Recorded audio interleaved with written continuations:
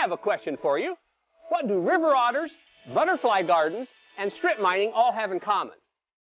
They're all on this episode of Indiana Outdoors.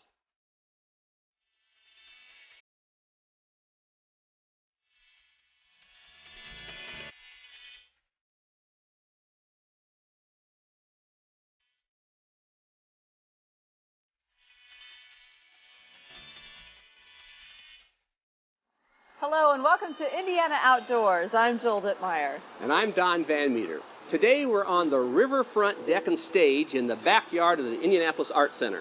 We are in Broad Ripple, right next to the White River, and the Art Center is a not-for-profit community center for art education. Yes, and with us today is Kathy Petaluch, Marketing Director for the Indianapolis Art Center.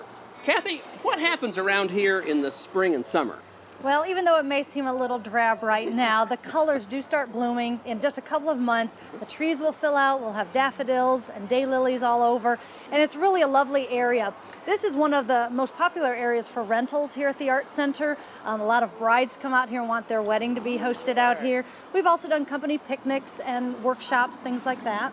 And the Broad Ripple Art Fair has also found its way out here as well. That is correct. That's our largest annual fundraiser for the Art Center, and we do utilize this whole area back here. We have about 20 artists who will set up their booths in this area alone. We utilize the deck for food and beverages, and then the stage, which isn't too far away, also just has tremendous entertainment throughout the whole weekend. Oh, that's a lot of fun. When you don't have spatial events here, do people come out and use your facilities? They certainly do. They do take a look through our Art Center because we are open 365 days a year. But once they've gone through the Art Center itself, then they'll step outside, they'll come down here to the deck. Like I said, it overlooks the river, so it's a beautiful area. They bring their lunch, and it's just a real nice area to be at. Kathy, can I go fishing here? If you wanted to, you go right ahead. Don's got to go fishing everywhere. Well, thank you, Kathy, for hosting us here on the White River, so Don could go fishing, and we have a great story for you today. This is a terrific story about another Indiana river. We're going to be telling you about the Blue River. It's near Corydon in the southernmost part of the state. Yes, and reporter Julie Boucher attended the last river otter release in a very successful DNR reintroduction program.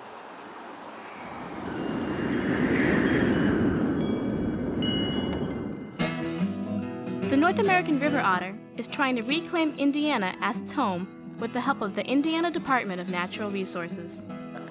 River otters were once a natural part of Indiana's ecosystem.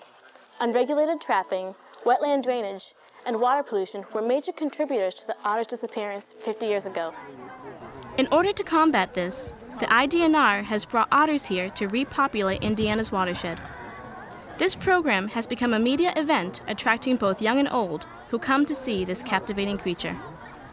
There are some characteristics about the otters that really stand out that I think people have heard some about. They hear that they're playful, and they're definitely that. They'll slide down riverbanks. You see them kind of, sometimes in the water, they'll be rolling over each other in the water and kind of doing little somersaults in the water.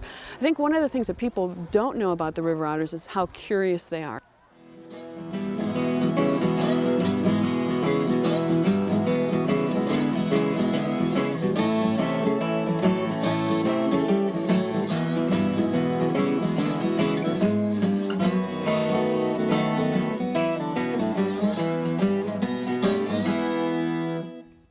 The otters are trapped in Louisiana and carefully brought to Purdue University's School of Veterinary Medicine.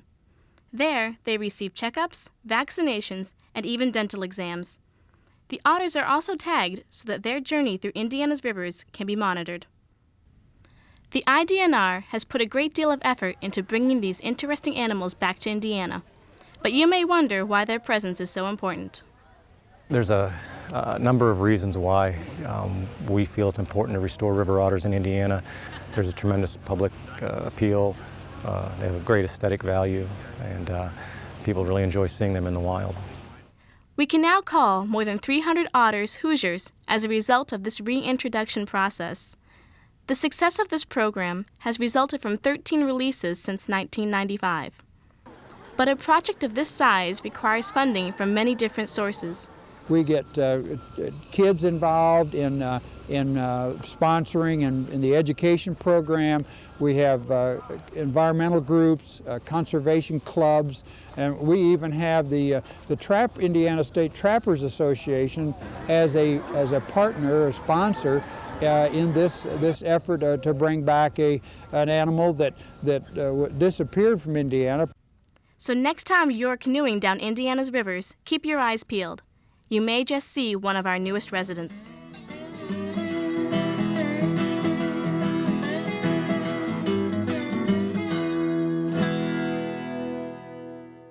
Now, if you saw a photographer waiting to take a picture of a river otter, then you saw the subject of our next story. Nature photography sounds like an exotic and exciting career. So we followed DNR's John Maxwell on an assignment to shoot crows with his camera.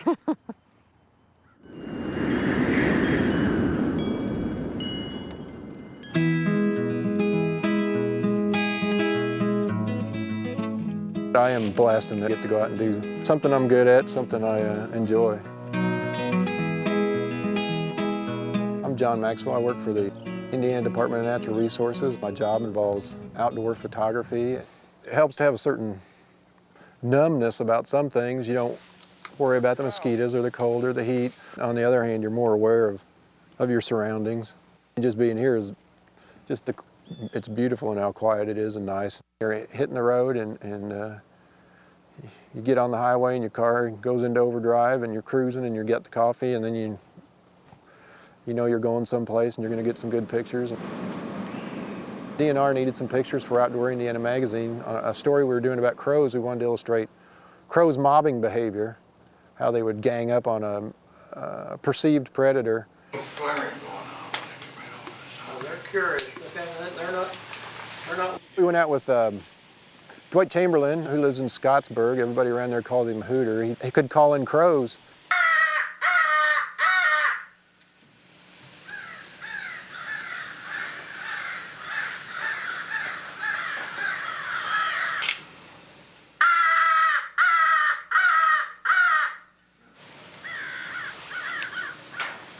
In like that, and then they retreat. Give them a chance to move back here.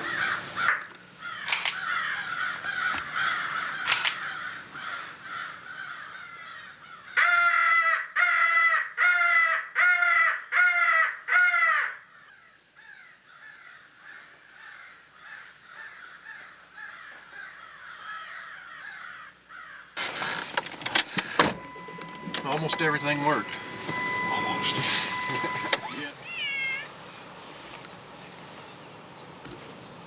Camouflage is important if you don't want the wildlife to know you're there. For instance, the crows we took pictures of, they won't come anywhere near you if they know you are there. So you pretty much have to hide.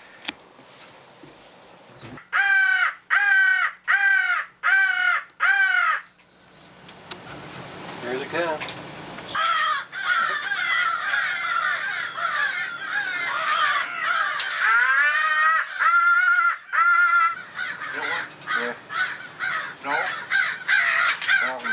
I got some pictures, but I think I can get better if I keep trying.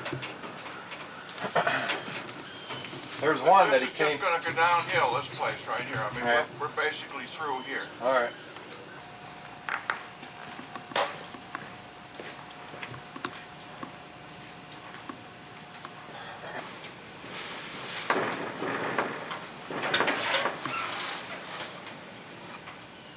There's a crow up there already.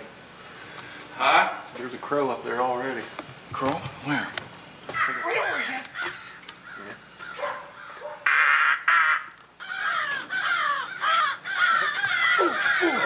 That's the hawk. It's a red-shouldered. Did you get that?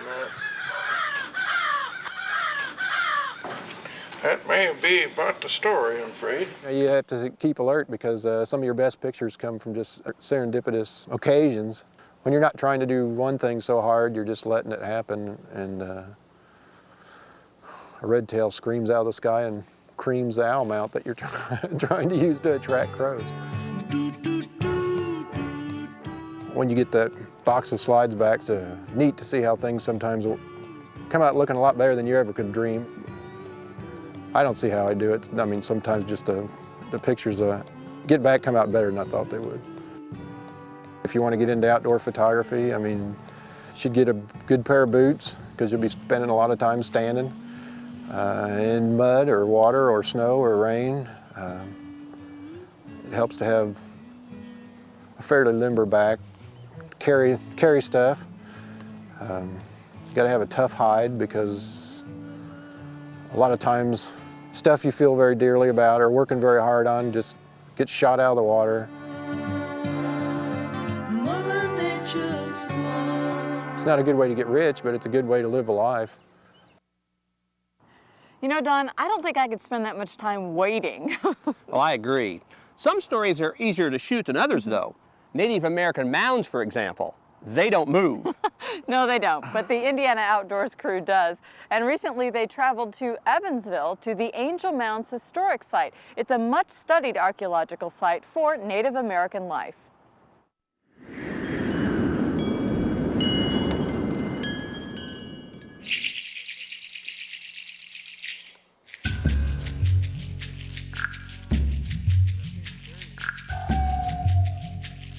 Our mounds are ceremonial and mounds of status within the community. The taller your mound that you lived on, the higher up in the ranks you were. My name is Mike Linderman, and I'm the curator, property manager of Angel Mounds. Angel Mounds was a village here on the Ohio River that existed between 1100 and 1450. And during that period, 3,000 people lived within the stockaded wall of this village, which made it the largest city in Indiana.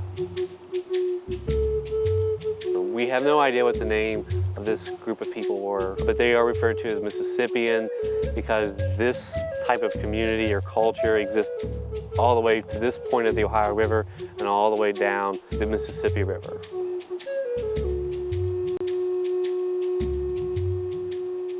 The actual archaeological area of Angel Mounds is 103 acres. And within that 103 acres, we have the 11 mounds. Here we are on top of Mound A, which is our largest mound at Angel Mounds. At the highest point of this mound, you're 44 foot above the surrounding area. And the structure closest to me is the roundhouse. Archaeological evidence uncovered 2 examples of roundhouses here on the site. Off in the distance, you see what is called a summer house. They would get out of the winter house, which had walls, and that way they would have their Native American air conditioning without the walls. We have a reconstruction of the stockade wall, which surrounded the village. The stockade wall was 1.5 miles long. We're not really sure who they were keeping out or who they were keeping in with the wall, but it was a very substantial structure.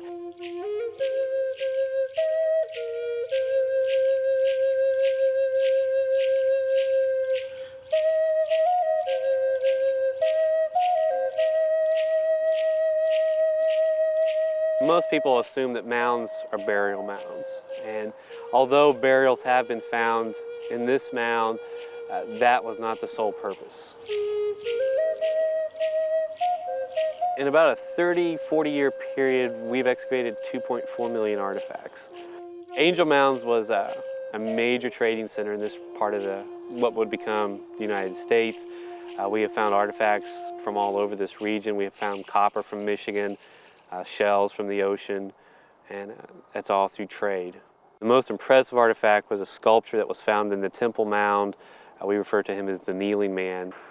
He's a one of a kind. We've never seen anything else like him. And over the years, we found out that these trees have become detrimental to the mounds. During storms, the trees will blow over. They'll expose their entire root structure, which exposes artifacts. And then we have a huge hole that erosion can occur in. And then the mound does start to fall apart. The goal is to take the detrimental trees off of this mound, preserve and protect. That's what our main goal for the site is. That's our main mission statement for Angel Mounds. Angel Mounds is just east of downtown Evansville on the Ohio River, and we straddle the Warwick-Vanderburgh County lines. It is a very large property to maintain, and we're trying to focus more on making it a pleasant experience for the everyday visitor at Angel Mounds.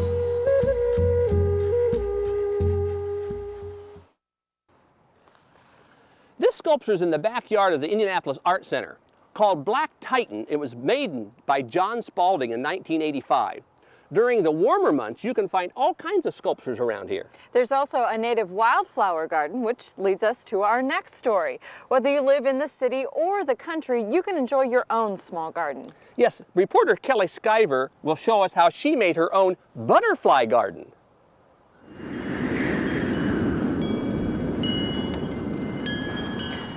Well, this is my first attempt at making a butterfly garden. Any garden, as a matter of fact. I didn't know what plants I should use that I'm going to put here right next to my house. So I went to a local nursery and talked to Larry Simmons, and he gave me some advice of what flowers to use in my garden. Larry had some great ideas for my butterfly garden. We started with a flower commonly called black-eyed Susan. See, this is Rudbeckia Goldstrom, is this variety. And it attracts butterflies by the color. The ray flowers are a nice bright color, and then the darker contrasting disc part of the flowers, you know, is what helps attract the butterflies. Okay. Very hardy, summer blooming plant, easy to grow. I was glad Larry pointed out the black-eyed Susans because they are one of my favorite flowers. This is Echinacea, or commonly known as coneflowers. They come in white, or the more common, the pink. This variety is Bright Star, Echinacea Bright Star.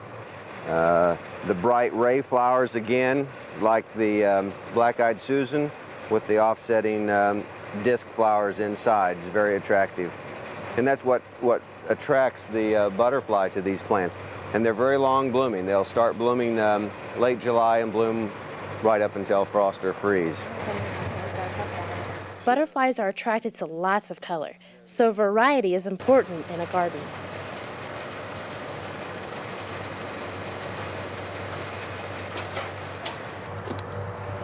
There's the butterflies. There's the butterfly as we speak, and we just chased him away.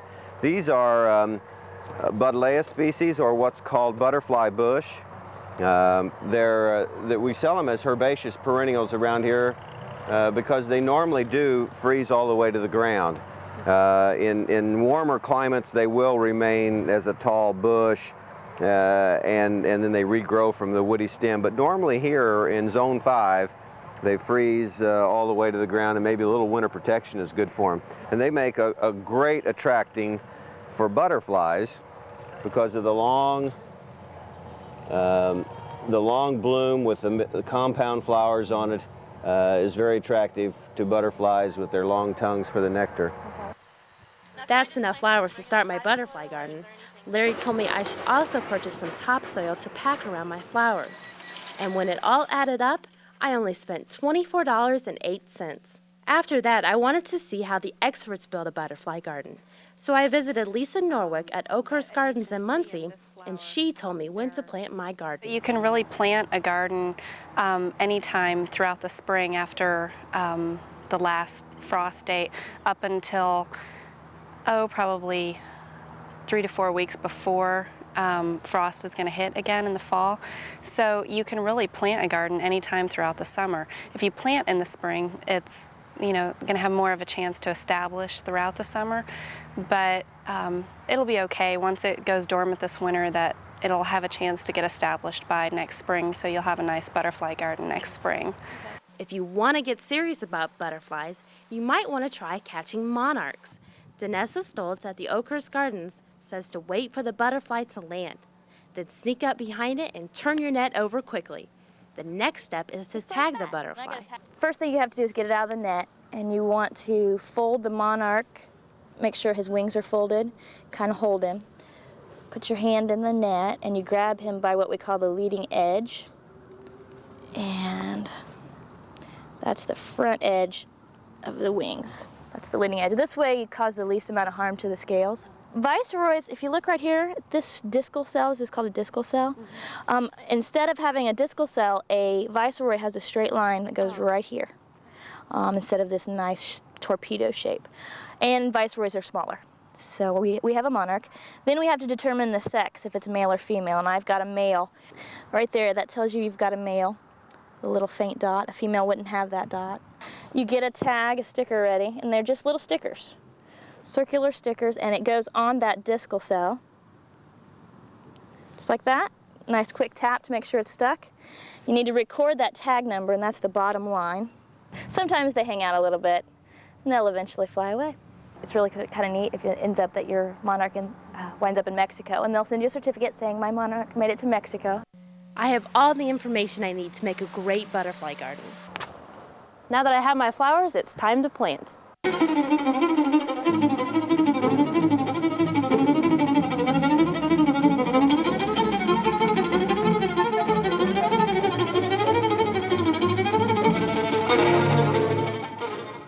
Now that my plants are in place, all I have to do is wait for my butterflies. We can all do our part to make the world a little bit more beautiful. Kelly made her butterfly garden easily and cheaply. And Jill, industry also has a responsibility for the environment. We traveled to a strip mine run by Black Beauty Coal Company in southwestern Indiana to see how they reclaim the land after the coal is removed.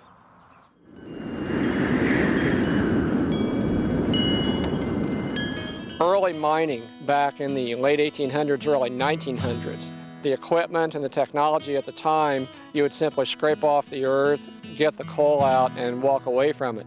You figured it was nature, it'd take care of itself. And over the course of years, a great deal of experience taught us that that's not the way it worked out. There was a consequence to that kind of mining activity. So over the years, there's an evolution of mining where the biggest change is that we recognize the importance of saving the soil.